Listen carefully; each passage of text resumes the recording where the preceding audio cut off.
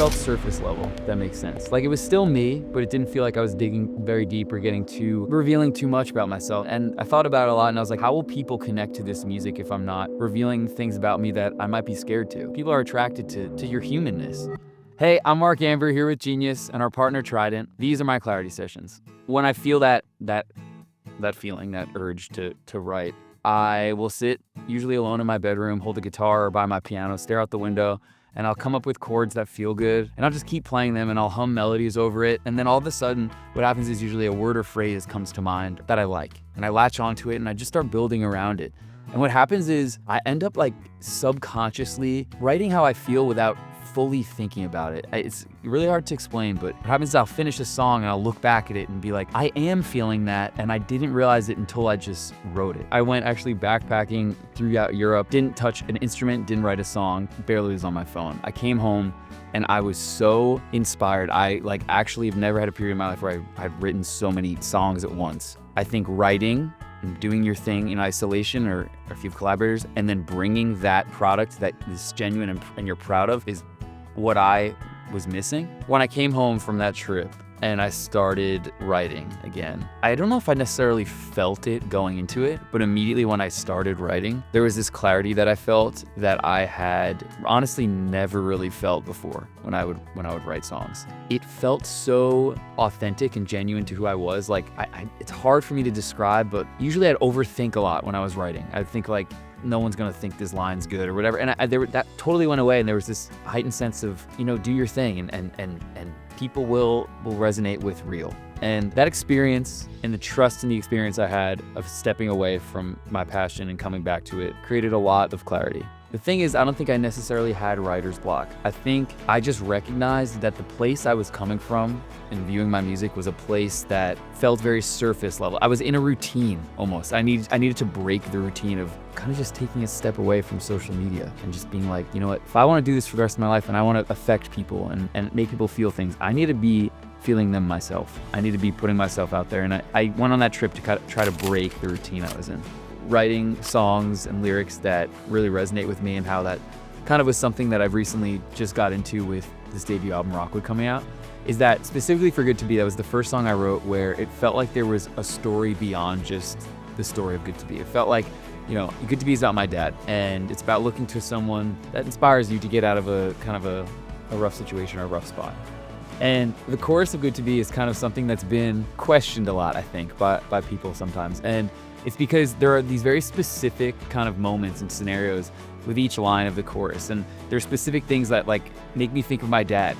Like, for example, the beginning, it starts with talking about putting the top down in a Mercedes and blasting music loud. And that's just my dad loves blasting his music. But yeah, just moments like that. I think there's a particular line that stands out that a lot of people have brought attention to, which is right before the end of the chorus, but it's hot coffee and a Trident pack. I think people always ask me why those two things together? And to be frank, it's just, when I think about my dad, it's very specific and there's not much depth to it, but it's just kind of this thing that I love. My dad would always have a hot cup of coffee in his hand, and he would chew cinnamon gum growing up, and I prefer mint, chew mint gum, but me and my friends would kind of rail on him for the cinnamon. I think it's just kind of part of his identity in a weird way. It's just a memory I have of growing up that I associate to my dad. Those two things are so specific to what feels like my dad, but I think when people hear it, they think of those specific things for that person they're thinking of. I think the general consensus is the more general you keep it, the more universal it is. But I actually think the more specific you make it sometimes, the more universal it could be, because you attach your own interpretations of this song or story that makes you think of the person or thing that the song is about. That's what makes life so interesting. It follows with the line, "Damn it, it's so good to be alive," which is the spirit of this song, and I hope me.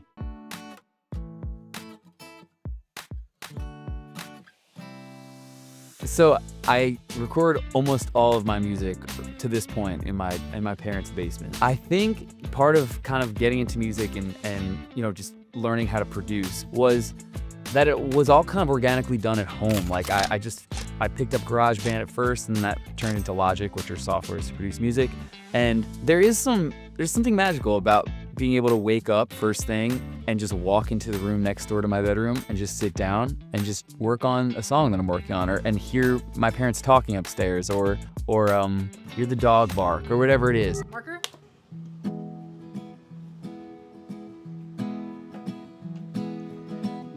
I'm not some chosen one. Damn it, I'm my father's son, and that's something I'm pretty proud to be. The colder days have drawn their guns, the warmer days are on the run, and I hate that I'm stuck right in between. I track all my own stuff, so I'm comping my vocal takes, and I'm the one setting up my mic when I'm recording guitar or whatever it is. And I also like miking up instruments not conventionally, or just like kind of putting them in a spot that I'll listen back. It sounds good. All right, let's run with it. It doesn't have to be like the perfect, like right where the sweet spot is or whatever. Like same with my vocals. I have my setup that I like, and I just kind of run with it. That part of the process it's interesting. It used to be the most frustrating to me because it's like you keep doing it and you want it to be perfect, and it's like you're at it over and over and over. But what I've learned through Rockwood and making all those songs is specifically Belong Together. There was a point where I was over-recording all these elements so much, trying to get the perfect take, that I ended up kind of mixing and matching and finding that the takes that weren't as perfect, that had more character to them, made me feel something more. It's important to not be perfect. Like, leave some imperfections in there. As hard as that is, like, leave some imperfections in there, because that reveals your humanness. You're like, people relate to some tiny mistakes.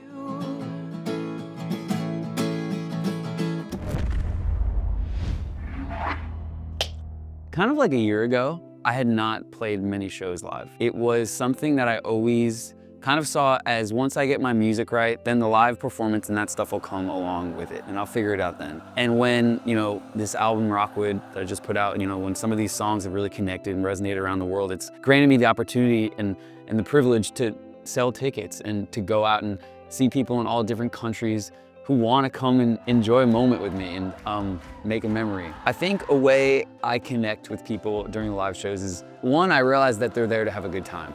So I better just go out there and just have fun with my band.